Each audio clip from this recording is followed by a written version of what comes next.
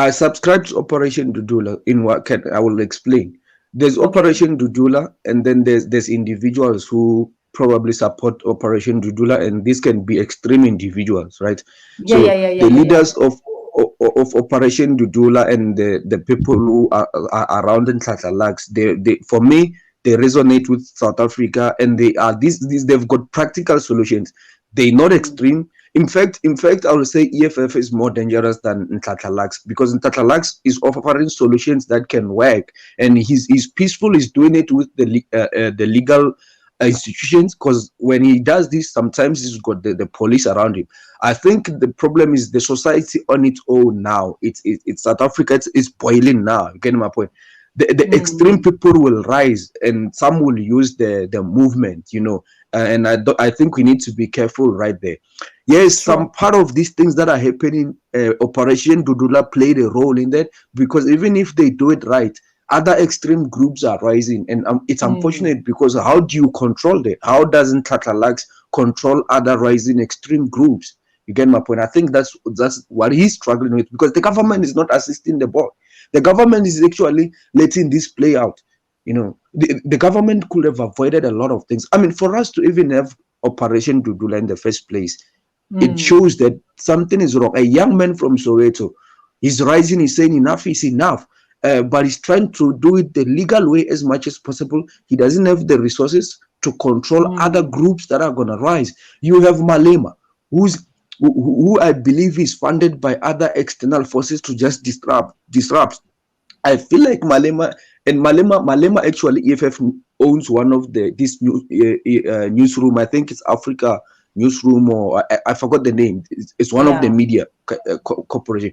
So there is some companies that are spreading misinformation. They don't even listen to what the boy is saying, or the operation to do la movement, because it's not their agenda. They doing what they don't want.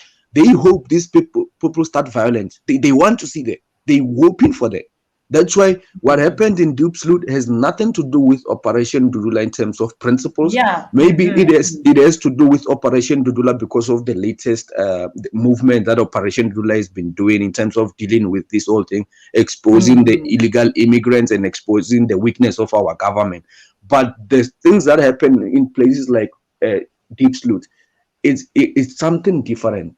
You get my point? Yes, Mm. Catalaks went there with its movement, but they were not there to cause problems. They are not responsible for the people who Yeah, went because later I and was killed them.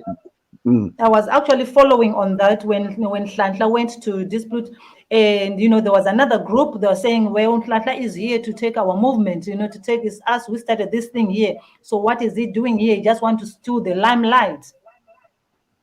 Yeah, but I'm skeptical about that, because I feel like that was EFF people trying to say the people of Deep Sloot don't want Operation Dudula. See, you've got the people of Deep Sloot, the citizens who are like can resonate with and Tlatlalax, who will never harm or kill a foreigner. But these people Mm. are affected by illegal immigrants. Among the Mm. people of Deep Sloot, you've got the extreme ones who will use this Sure. opportunity to go and ban an immigrant later. Then you've got the EFF ones, the Pan Africans who are not living in practical world, right? This whole thing is so complex that people need to break things and It's get into the complex. details.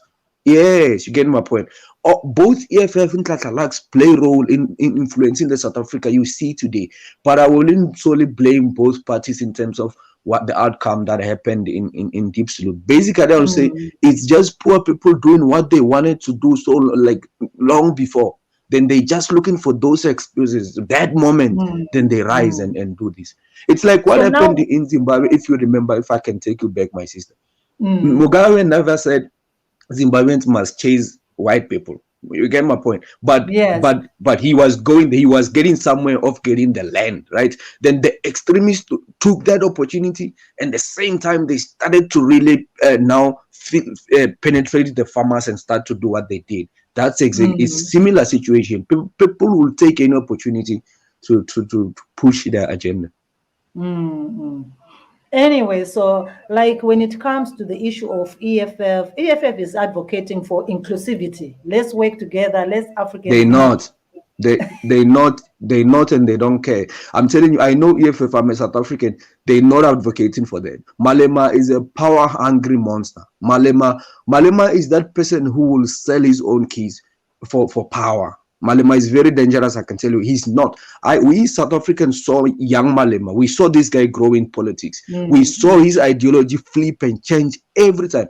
He might resonate with you now because you're looking at this from the outside South Africa, but there will come Yeah. a day where someone can buy him to stand with South Africans. Then you will see this guy. If we can give Malema millions tomorrow to stand against the immigrants, you will see him. So Malema is very, very dangerous. That I can tell you. He's very dangerous, but now he's losing power in South Africa because people have now realized who he is. What he says doesn't matter anymore. But Malema is very dangerous. That I can tell you. Malema right now has got this picture that he hates South Africans. South Africans really believe that Malema hates them, right? Remember, one thing you must look with this revolution, with these people who carry themselves as like revolutionaries.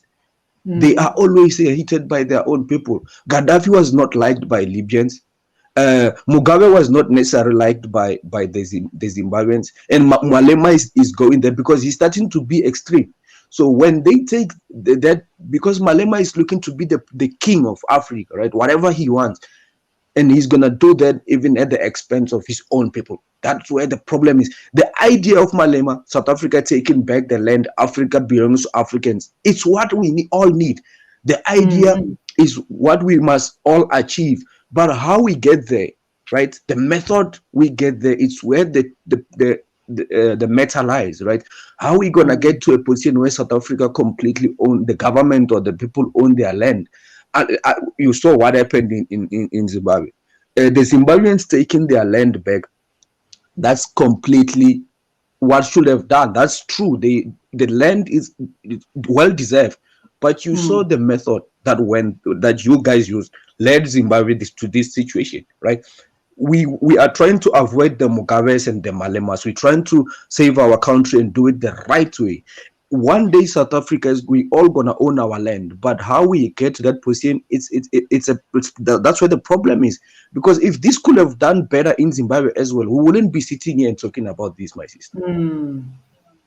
So, for you, what do you think will be the lasting solution to the issue of illegal immigrants in South Africa? Right now, we've seen that, South Africa said they're not going to be renewing the permits for Zimbabweans, right? Which means there are going to be even more people who are illegal because not everyone is going to be able to acquire the proper permit. Since that, like end of December, the permits, the grace period is going to end, which means we're going to be seeing again more and more people becoming illegal in South Africa because not everyone is able to acquire the documentation.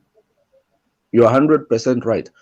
So look, these are like at the government level. Me and you were just probably ordinary citizens, and I like what you're doing, my sister. I just wish someday you could just see this in the eye of a South African. But I think I appreciate how you are now. Like talking to you now, it makes difference.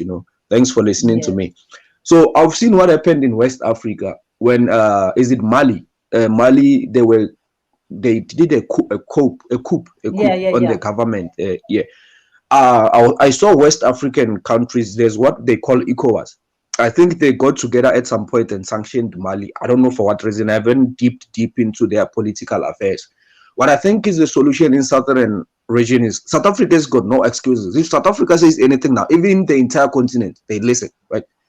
South Africa is allowing what's happening in Zimbabwe. I don't know if they are scared of the global big countries or what's happening. But South Africa, if there's no other external forces at play, South Africa can literally wake up tomorrow and tell ZANU-PF to fuck off or whatever's the problem in Zimbabwe, because South Africa can just easily get Namibia, Botswana, Malawi, Zambia, Angola, Lesotho, Swaziland on board to vote whatever the shit is happening in Zimbabwe and to get fixed. But they're not doing that. I don't know why. I don't know if the leaders are benefiting somewhere, somehow. I don't know, because I also know the stories where these guys, the South African leaders, have been collaborating with the Zimbabwean leaders to loot out the gold there. You get my point? So I don't know. At that level, I don't know. There's just too many secrets happening there and too many things, Okay, but, welcome, Botha. We do I, have both in the building. So, Lozi, you can mute a little bit. Let's hear what the other person who has joined has to say. Hello, Hi, how are you? I'm fine. How are you doing? I'm good. I just want to ask this, Lozi, my brother. It's about the South African government. If he is saying only the poor are the ones with the problem, I want to ask, like, what they say that the Zimbabweans must go, like those with the working permit, right? Isn't it the government which is pushing all these things? Because they are the ones, I feel like they're the ones who are starting this kind of violence when they want to chase away the Zimbabweans. The ones that were having work permits, now they're being told to go back home. Lozi? Uh, can I respond? Okay. Brother Bot, how are you? I'm good, and you, sir? Good, man. Did you follow up on the case of the people who had those working permits? I think they were what, 250K? Did Yes. you really did you really follow up on that case, or I don't know? Because I feel like you're missing the details. Because in fact, the working permits were expired a long time ago. South African government kept extending those working permits up until it goes to a point where they voted it out. Remember, those work permits were never permanent. And as we speak, the government also has the last election. If you look at the last election, ANC is losing votes, and one reason is because of the immigrants. To be honest with you, the biggest problem, the biggest talk of the show now in South Africa is immigrants. After COVID-19, our economy was already starting to worsen up just because Zuma's term. That 8 years of Zuma costed South Africa a lot. So our corporations were no longer producing more work, right?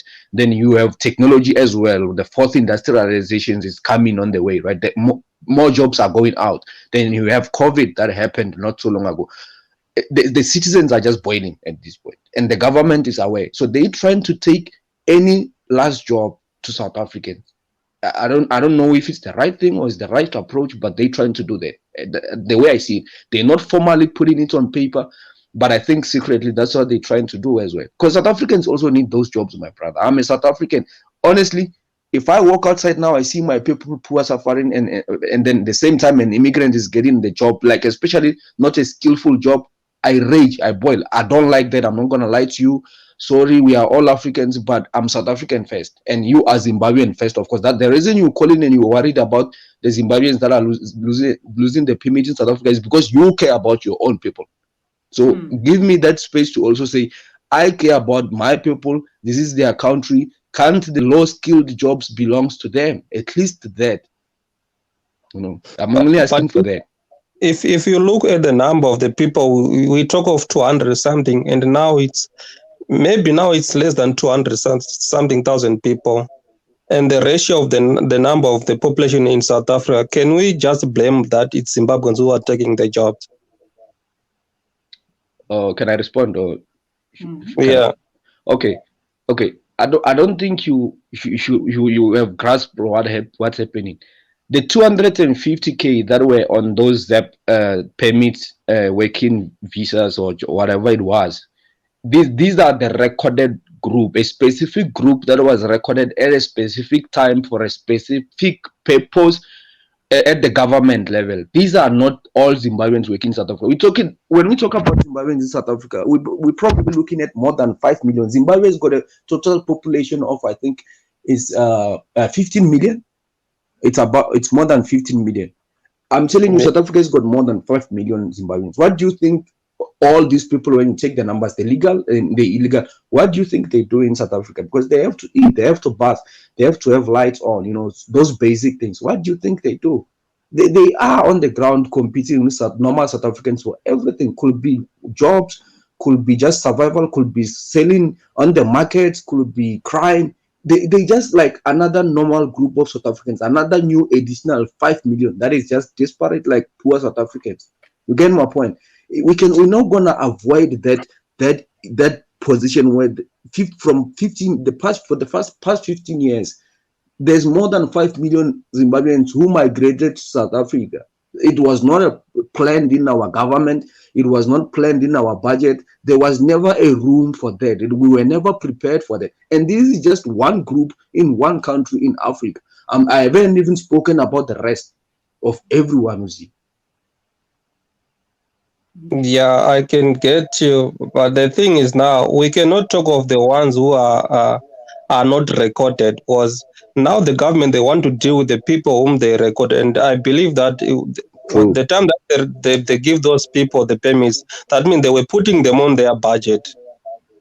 Yeah, that's true. That one, you are right. Yeah. I think you are So 100%, why my brother. now There, you're right. chasing them away? Like it's not fair. Like those people now, they've been in South Africa for more than 10 years. Where do you think they will go when they go back to their country? Like now they're being forced to leave South Africa. How are they going to start their life? Yeah, but you see, this is where the part where I said, let's remove emotions aside. And I think you're missing the details. You're deliberately missing what I said. Those permits were never permanent. Can we just agree on that? That they were given it's a true. specific time It's and true. period. And even though they were given a specific time, they kept extending the time. They even extended the time they were initially given. So to get to your point is, these people knew that this was gonna happen. Shouldn't they have prepared themselves? That's the kind of. I'm just gonna ask that. Don't you think in common sense says, with the period they were given, let's say your company says you're gonna be on 3-year contract, and then you work on your last 6 months of working, they tell you that, look, we're not gonna renew your contract, you're gonna have to leave after this 6 months. Shouldn't in that 6 months you be preparing yourself for the next venture of your life? Okay, Lozi, I'm going to hold on to your question. Let me open the mic for